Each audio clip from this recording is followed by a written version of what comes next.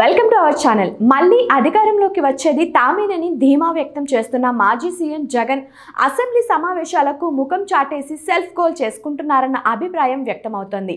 అధికారంలో ఉన్నప్పుడు ఎలా వ్యవహరించాలో ఇప్పుడు కూడా అదే ఒంటెద్దు పోకడపోతూ సొంత పార్టీ వారి నుంచే విమర్శల మూట కట్టుకుంటున్నారు. వరుసగా అసెంబ్లీ సమావేశాలకు హాజరు కాకపోతే అనర్హత వేటు పడుతుందని తెలిసి కూడా తన పార్టీ అసెంబ్లీని బైకాట్ చేస్తుందని ప్రకటించి వైసీపీ ఎమ్మెల్యేలను ఉలిక్కి పడేలా చేశారు. మరోవైపు ప్రభుత్వ వైఫల్యాలపై మాట్లాడే అవకాశాన్ని మూర్ఖత్వంతో తన దూరం చేసుకుంటున్నారని సొంత చెల్లెలు షర్మిలకు టార్గెట్ అవుతున్నారు. వైసీపీ అధ్యక్షుడు జగన్లో ఓటమి తర్వాత కూడా మార్పు కనిపించడం లేదు. ఘోర పరాజయం తర్వాత కూడా సొంత పార్టీ వారికి కనీస వాల్యూ ఇవ్వడం లేదు. అధికారంలో ఉన్నప్పుడు ఎలా ఉన్నారో ఓటమి తర్వాత కూడా అలాగే ఏకపక్ష నిర్ణయాలు తీసుకుంటున్నారన్న విమర్శలు వైసీపీలోనే వినపడుతున్నాయి. జగన్ ఎక్కువ సమయం ఒంటరిగా ఉండడానికే ఇష్టపడుతున్నారు. ఆయనకు పార్టీ విషయాలను నిర్ణయాలను నేతలతో పంచుకునే ఉద్దేశం లేనట్లే కనిపిస్తోంది. ఏ పార్టీలోనైనా అధ్యక్షుడు పార్టీ సీనియర్లతో చర్చించి కీలక నిర్ణయాలు తీసుకుంటారు. అయితే వైసీపీలో ఆ పరిస్థితి కనిపించదు. ఎమ్మెల్సీ ఎన్నికలను బహిష్కరిస్తున్నట్లు ప్రకటన జగన్ అనుకున్నది అనుకున్నట్లే జరగాలి. తాజాగా ఆయన తీసుకున్న 2 నిర్ణయాలు మరోసారి ఆయన వైఖరిని స్పష్టం చేస్తున్నాయి. అదే వైసీపీలో చర్చనీయాంశంగా మారింది కూడా. గ్రాడ్యుయేట్ ఎమ్మెల్సీ ఎన్నికలకు అభ్యర్థులను కూడా ప్రకటించిన జగన్ ఇటీవల ఆ ఎన్నికలను బహిష్కరిస్తున్నట్లు ప్రకటించి సొంత పార్టీ వారికి షాక్ ఇచ్చారు. ఇక ప్రతిపక్ష నేత హోదా ఇచ్చే వరకు శాసనసభకు వెళ్లేది లేదని మాజీ ముఖ్యమంత్రి జగన్ స్పష్టం చేశారు. అంతవరకు తానే కాదు, పార్టీ ఎమ్మెల్యేలు కూడా సభకు వెళ్లనవసరం లేదని తేల్చి చెబుతున్నారు. ప్రతిపక్ష నేత హోదా ఇచ్చే వరకు అసెంబ్లీకి రారంట. ఎమ్మెల్యేలుగా మనం సభకు వెళ్ళకపోవడాన్ని ప్రజలు తప్పుపడతారని ఒకరిద్దరు ఎమ్మెల్యేలు ప్రస్తావించగా జగన్ వారికి పెద్ద క్లాస్ తీసుకున్నారంట. మనమేమి సభకు శాశ్వతంగా వెళ్ళం అనడం లేదు.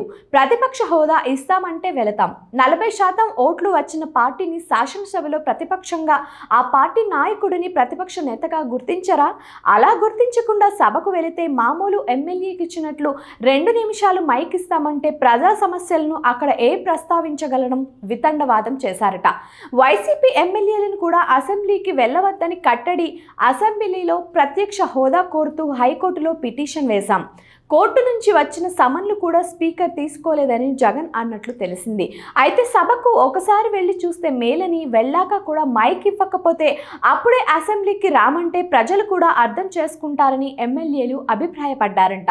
దానికి వాళ్ళు మైక్ ఇవ్వరు, అంతదానికి వెళ్లడం ఎందుకని జగన్ అసహనం వ్యక్తం చేసినట్లు తెలుస్తోంది. అసెంబ్లీకి వెళ్ళనంటున్న జగన్ మీడియా ముఖంగా అసెంబ్లీలో ప్రస్తావించాల్సిన అంశాలను మాట్లాడతానంటున్నారు. జగన్ నిర్ణయంపై వైసీపీ ఎమ్మెల్యేలు నిరుత్సాహం నెలకొందంటున్నారు.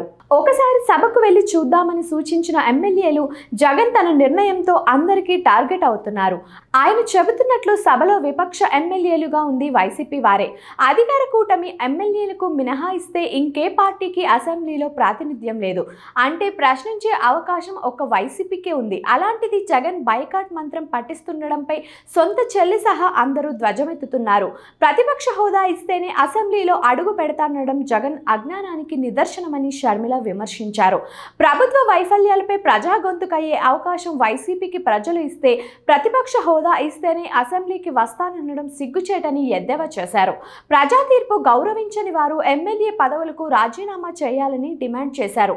ఎమ్మెల్యేల అభిప్రాయాలను పట్టించుకొని మాజీ సీఎం బైకాట్ నిర్ణయంపై అటు సొంత ఎమ్మెల్యేలు అసంతృప్తితో ఉన్నా ఇతర పక్షాలు ఎన్ని విమర్శలు చేస్తున్నా జగన్ పట్టించుకునే పరిస్థితి కనపడదు.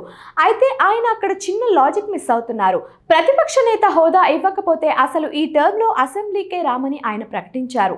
నిర్దిష్ట గడువులోగా ఏ ఎమ్మెల్యే అయినా అసెంబ్లీకి హాజరు కాకపోతే చర్యలు తీసుకునే విచక్షణాధికారం స్పీకర్కి ఉంటుంది. సరైన రీజన్ చూపించకుండా ఎగ్గొడితే అనర్హత వేటు వేస్తారు.